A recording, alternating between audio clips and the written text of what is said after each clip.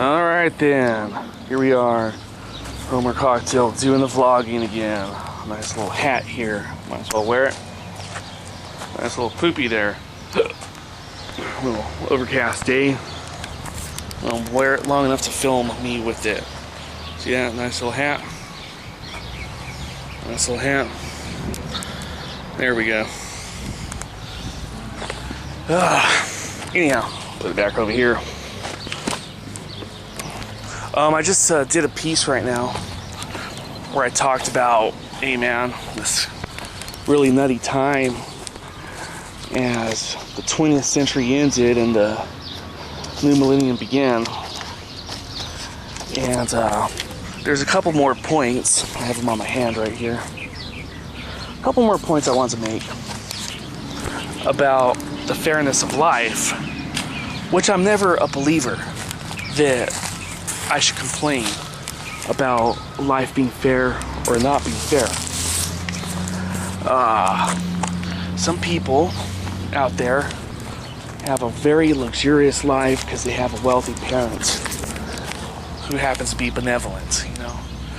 And some people out there get screwed by the system. There's no less than one person right now. There's probably many. But there's no less than one person that's been falsely accused right now. You see people every year get released from jail. One of them's trying to make a comeback and go into the NFL. But you see this every year, that someone's been falsely accused and someone right now is sitting in jail and fucking just cursing life, man. Why the fuck is life like this? Life's not fair.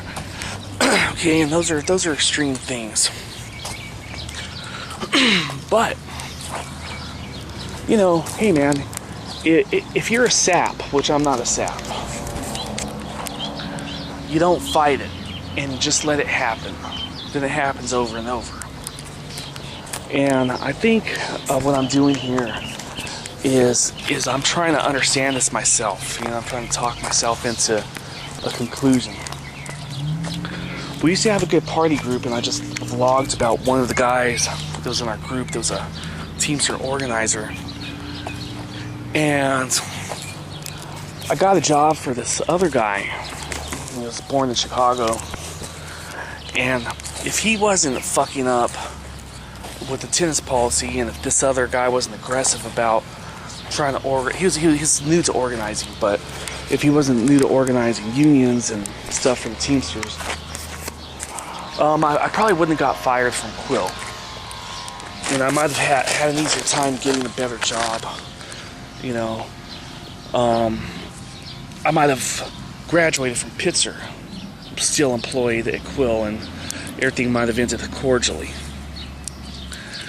But I just talked in a vlog about how this organizer, he got in a bar fight, he got tried for murder because the guy he fought fell back on the curb and he died.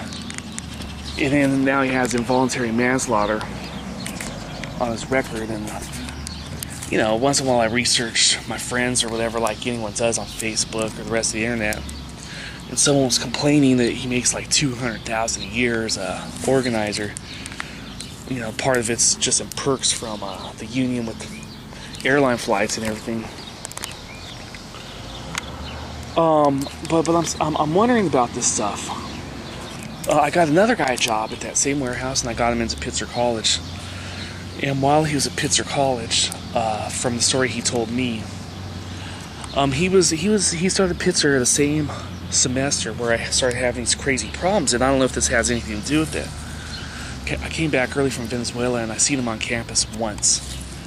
And later that same semester, he had just recently married this girl that he worked with at AM/PM. And she had two young children, a baby and a toddler or something like that. And one day while he was studying, you know, he was babysitting, and he said there was a bag from Mervyn's on the nightstand. This bag fell onto the crib and suffocated this baby, and he tried to save the baby. You know, this is a story he told me. But the baby eventually died. It eventually made it to Kaiser Hospital. Kaiser Hospital is about, I don't know, a couple miles in that direction. Loma Linda is about, I don't know, 10 or 15 miles in that direction. Eventually, the authorities said it wasn't an accident. It was not an accident. That my buddy went ahead. This guy, by the way, lives in New York now, and he has more than 1 million views on YouTube at his channel. He goes by Buddha Jim. I don't know if I should have mentioned that, but he's a carpenter out there, and he did a few years for involuntary manslaughter, but he could have done life because they tried him for first-degree murder. And he has a job, though, with the carpenters. And I was talking about, that this guy that organized our warehouse that, was going to help me get a job if the union thing went through, didn't work out. And, eventually I got fired during a leave of absence. And he said that because I have a couple of misdemeanors, and he has a felony, right? This guy has a felony. Oh, I can't help you now. You have a couple of misdemeanors. And sometimes it feels like, goddamn, the world just got together and said, you know what, man? Your destiny is just to stay in one of these things for fucking hours on end every day. That's your destiny, But one of my professors took the stand against me. I did a full year in LA County Jail, and I'm going to post some of these documents at Homer Cocktail 48. It's my documents channel. One of my professors fucking took the stand against me, and he even lied. He said, because I was in jail twice, once in San Bernardino County, once in LA County. He said he called me in jail, and I threatened to stab him. You can't receive calls in jail, okay? And the other pieces of evidence, there were 2 emails. When I was studying business law at Chaffey College, a threat has to be direct, okay? It has to be to the person, but this thing made it through the grapevine. A threat has to be unequivocal, unconditional, and immediate, and that's California Penal Code 422. And there has to be mens rea.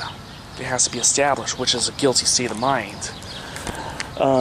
In order for it to be a criminal threat, I thought, because they vaguely warned me that they were gonna, that there was unusual behavior, quote unquote unusual behavior, and there was gonna be legal action. I thought they were gonna sue me for libel. They thought it was damaging his reputation.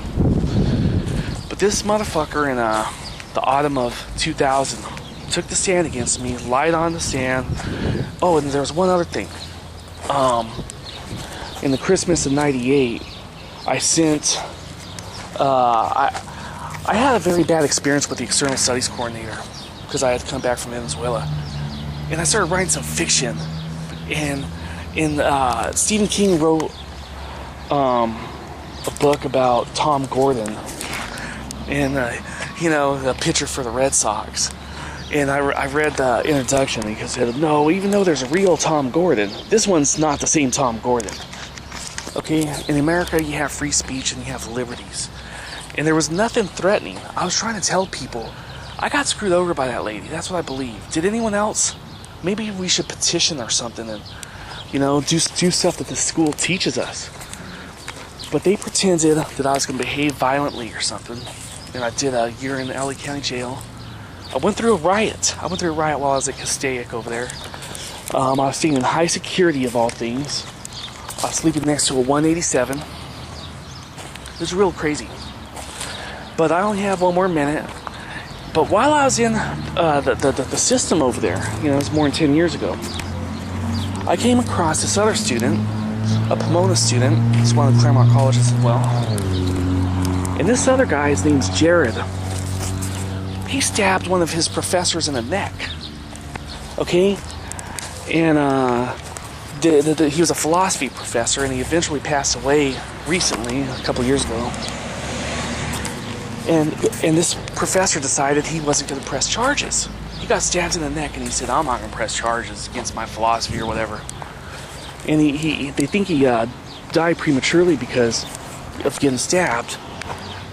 And this guy's out of jail. He has a Twitter account. I've seen that a few months ago. But we're coming on 10 minutes. And life's not fair. Life's not fair. And I feel cheated. But if someone hates me, I want them to hate me for what I've actually done, and not for someone's lies or exaggerations. I think that's what my point is right now. All right, 10 minutes, out of here. Yee.